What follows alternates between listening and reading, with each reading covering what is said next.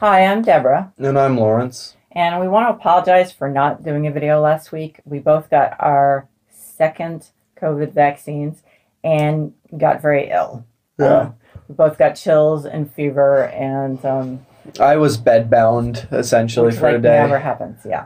So there are some theories going that have been going around for a few years that depression is an evolutionary mechanism. In other words, that evolution decided that we needed depression. I have to say, if evolution did this, it better fix it. If evolution did this, I wish I was still a monkey. So one theory about depression as an evolutionary mechanism is that it was a way to force people to analyze things. So depressed people do what's called rumination. In other words, like they think about something over and over and over. They think about it, to death.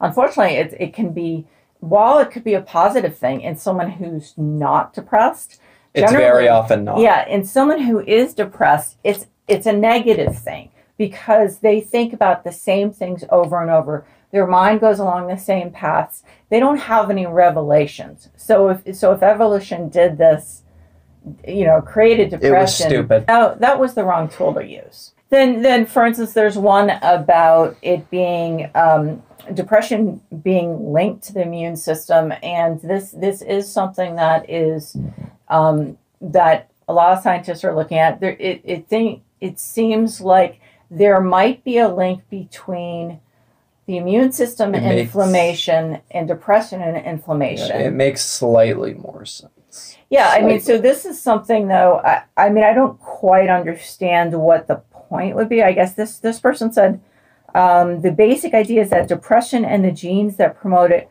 were very adaptive for helping people, especially young children, not die of infection in the ancestral environment. So I guess this is like there's actually a tie. They think there's a tie between these, but not necessarily that evolution was like, hey, depression will help with infection. So, this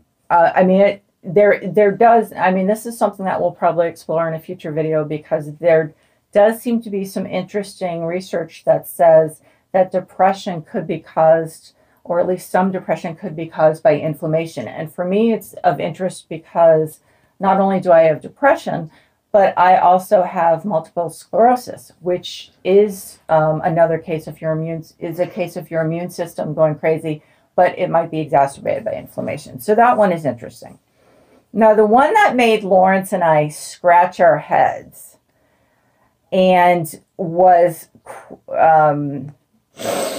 cited in this article I'm going to talk about is that it was, let me see if, I'm sure someone else can say this better than me. This is from an article in Vice magazine that evolutionary psychiatrists say that negative emotions like sadness, regret, and anxiety wouldn't exist if they weren't in some way useful to our species' survival.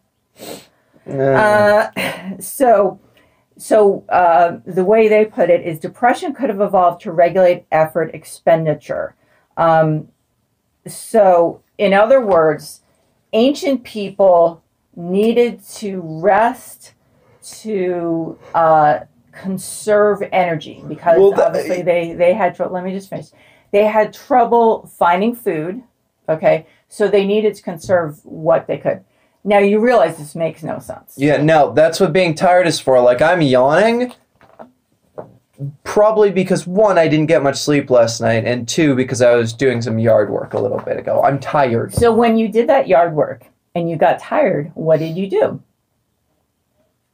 You rested. Yeah, I sat down in my chair. So my question is, why exactly would evolution say, hey, you know what, people aren't resting enough when they get tired, so let's create a crippling disorder that will force them. The problem is, if by any chance evolution did come up with this, evolution sucks. Overdid it. So in other words, instead of someone just laying down when they really should rest and conserve energy, it can end with people basically laying down and going nowhere for months if they have severe depression. So that is definitely one that we were both like, how does that make sense? You know? So maybe there's something to it. Who knows? You know, I did read an article from the Psychiatric Times that was basically like, no, it makes no sense. So it's not just us, the you know, unwashed, hoi polloi, whatever. Unwashed? Well, you know what I mean. I took a shower less than a couple hours ago. We're not, you know, the non-scientists who say that this just doesn't make sense. So, and by the way, we're going to put... Uneducated masses. Well, we're educated. We're just not scientists. But, whatever. So, we're going to put links to all these below. The reason I started thinking about and learning about depression, the theory, the hypothesis of depression as an evolutionary mechanism is an article I ran into which was called, "Don't Worry, Depression Has Your Back." Depression Has Your Back. Immediately the title makes me concerned because, I mean, if you're the type to read headlines and not really read the story... Which are a lot of people. Yeah. Then, no, that's... even without reading the contents of the article, which aren't... are far from good, even just seeing the title, that's gonna put some ideas in your head that aren't too good. So, so this was a really shallow article. I don't want to pile on this guy, but... I'm fine with doing it. Your article sucks. It's incorrect completely. Please do not put out this information. It can be actively damaging. So what concerned me, and concerned me even more after I did some reading, is the statement, "Depression is an evolutionary mechanism vital to our homeostasis, like inflammation, fever, or a cough." He said, "Depression is a signal to us that we need to conserve energy." That is all it is. The thing is these That's are wrong. still hypotheses. We all know how science works, right? You have a hypothesis and you test and you prove it or you don't prove it.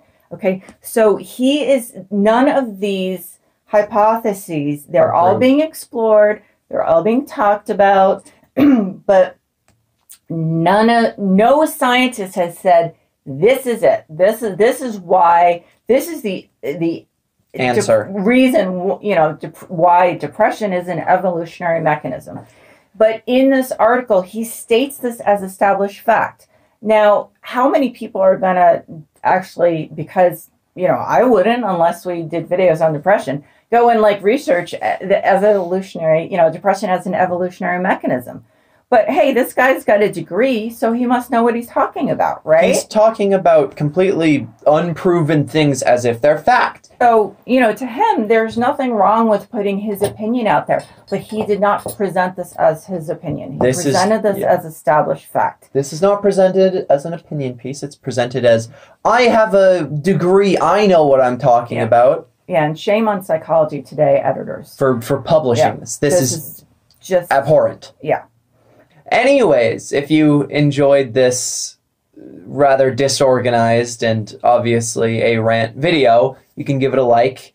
If you didn't, or you're the author himself, give it a dislike. And if you'd like to say anything positive or yell at us and think we're wrong in the comments, go ahead. And if you'd like to see more, you can subscribe. But in any case, we hope that you have a nice day. Take care.